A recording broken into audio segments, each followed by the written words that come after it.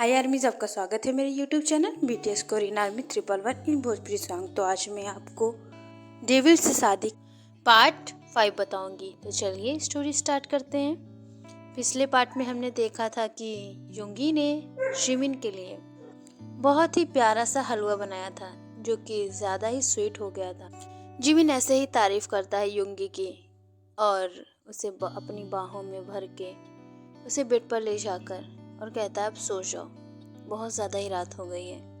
अब युंगी भी क्यूट सा फेस बनाकर सो जाती है क्योंकि अब उसे पता था कि उसने गलती की है, तो अब वो कुछ भी नहीं कह सकती है।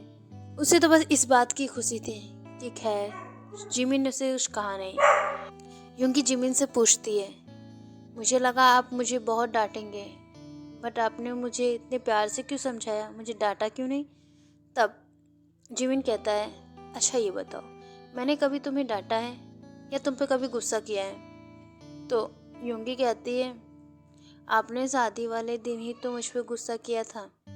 तो जिमिन कहता है, अगर मैं गुस्सा ना करता तो तुम मेरी वाइफ ही कैसे बनती। अब थोड़ा सा युंगी शाय हो जाती है और जिमिन पूछता है कि वैसे तुम मुझसे डरती क्यों हो। तो युंगी कहती है, वो बस मुझे आपसे डर लगता है। वो आप सब पे चिल्लाते रहते हैं, सब पे गुस्सा करते रहते हैं, तो इसलिए मैं बहुत ज़्यादा ही आपसे डरती हूँ। अब युंगी की बात सुन के जिमिन कहता है, तो मैंने तुम्हें तो कुछ नहीं कहा ना, तो तुम्हें क्यों डर लगता है। अब युंगी उसे कस के हक करके सो जाती है क्योंकि उसे भी जिमिन की प्रेजेंस अच्छी लगती है।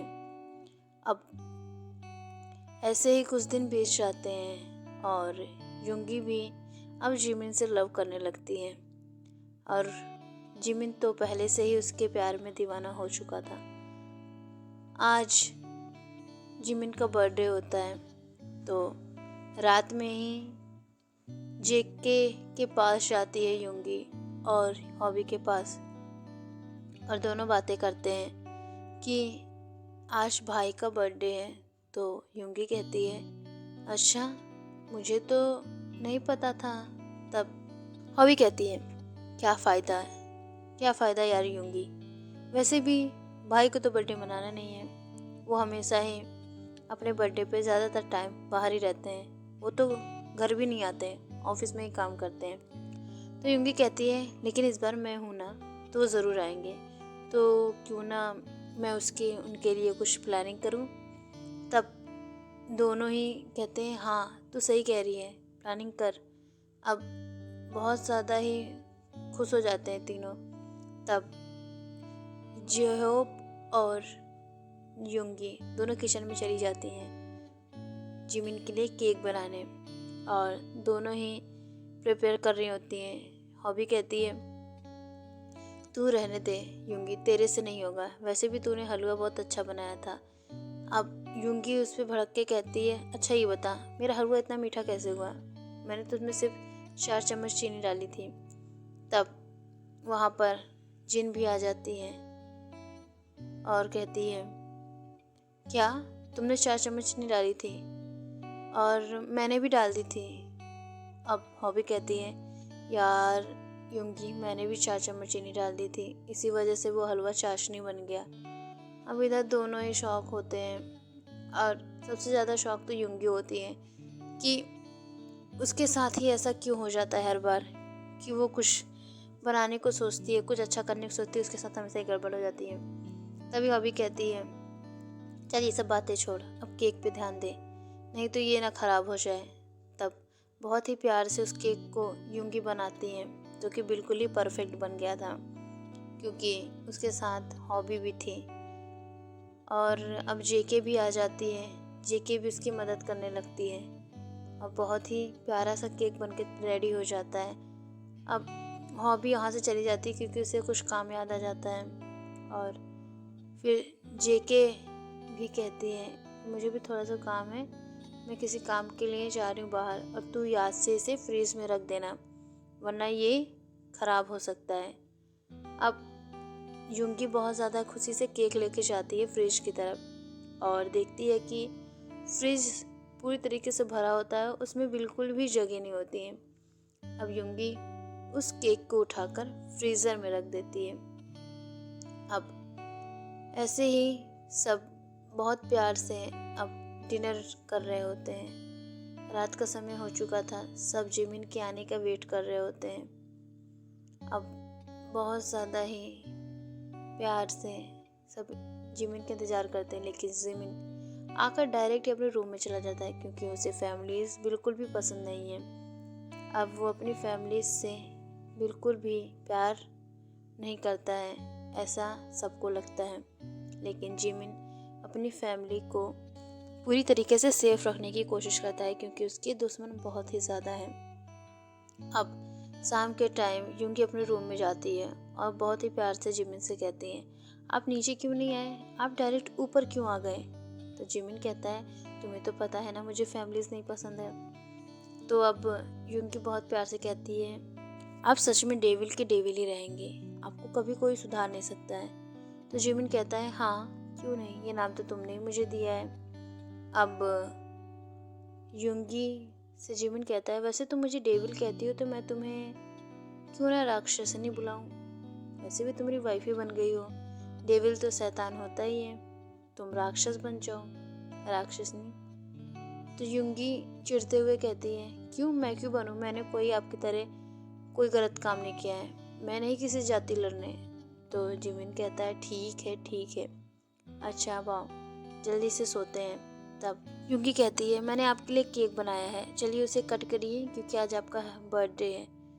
तो जिमिन कहता है, हाँ वो तो मुझे पता है मेरा बर्थडे है, तो इसमें कौन सी नई बात है। तो युंगी कहती है, क्यों, आप अपने बर्थडे के लिए एक्साइटेड नहीं है। मेरा बर्थडे तो पता नहीं कब हुआ था क्योंकि मैं तो अनाथ थी ना, और मुझे बहुत ज़्यादा ही दुख होता है क्योंकि मुझे अपना रियल बर्थडे नहीं पता है और आपको तो पता है, और ये दिन एक ही बार आता है साल में, तो आपको इतनी खुशी क्यों नहीं है।